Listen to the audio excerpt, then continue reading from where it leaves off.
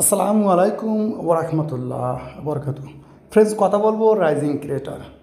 এর আগেরও ভিডিওতে আমি অনেকবার দেখিয়েছি। তো এক ভাই বলতেছে, ভাই আপনি তো ফেসবুক প্রোফাইলের উপরে দেখালেন না যে ফেসবুক প্রোফাইলের উপরে রাইজিং ক্রিয়েটর কিভাবে পাওয়া যায় এবং এই রাইজিং ক্রিয়েটর কি।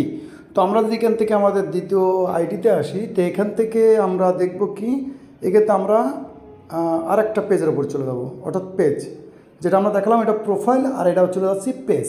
তো বলতেছে যে ভাই আপনি তো পেজের ওপরে রাইজিং ক্রিয়েটর পাওয়া যায় সেটা দেখাইছেন, তা প্রোফাইলের উপরে কীভাবে পাওয়া যায় সেটা দেখায়। তো এখান থেকে এটা আমাদের একটা, এটা আমাদের পেজ, যেখানে দেখেন এটাও কিন্তু রাইজিং ক্রিয়েটর।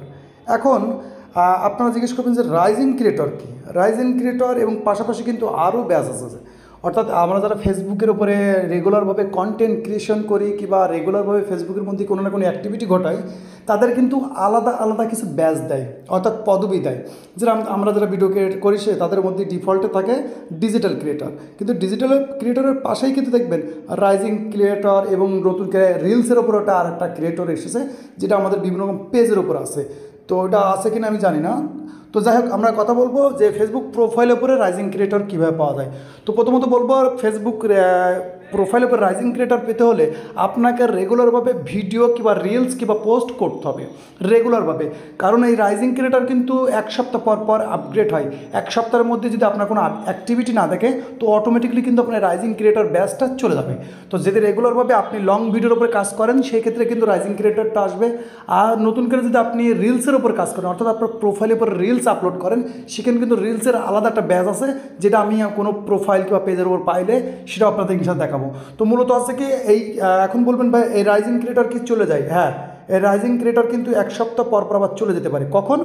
যদি আপনার প্রোফাইলের ওপরে কোনো অ্যাক্টিভিটি না হয়, অর্থাৎ আপনি এক সপ্তাহের মধ্যে কোনো ভিডিও আপলোড করেননি, কোনো রিলস আপলোড করেননি, কোনো পোস্ট করেননি, কিছু লেখেননি, সেই ক্ষেত্রে কিন্তু আপনার এই যে রাইজিং ক্রিয়েটর আছে এটা কিন্তু চলে যাবে অটোমেটিকলি।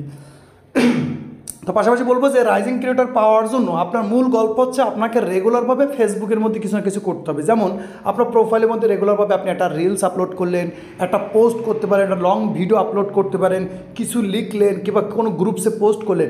এরকম যদি করেন তো রাইজিং ক্রিয়েটর খুব দ্রুত পাবেন, অর্থাৎ আপনি রেগুলারভাবে কাজ করবেন, এটা ব্যাচ পাবেন।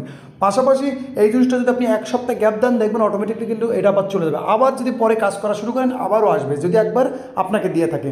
তো এটা ছিল ছোট্ট একটা ইনফরমেশন, যেটা অনেকেই জিজ্ঞেস করতে চাই যে ভাই চলে যায়, আসে কী জন্য আসে আর কখন পাওয়া যায়। তো অনেকের কথা ছিল যে আপনি তো এর আগে পেজের ওপর দেখাইছেন কিন্তু প্রোফাইলের ওপর দেখাননি। তো যেহেতু আমার কাছে না আসলে তো আপনাদের মধ্যে শেয়ার করতে পারি না। তো এটা আমার প্রোফাইল, আপনারা অনেকেই জানেন, যেখানে কিন্তু আমি এই রাইজিং ক্রিয়েটর পেয়েছি এবং এটা কিন্তু নোটিফিকেশনের মাধ্যমে আপনাকে দেখা দিবে অবশ্যই, ঠিক আছে।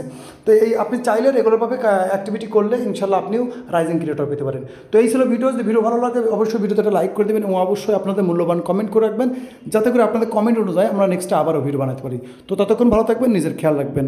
আল্লাহ হাফেজ।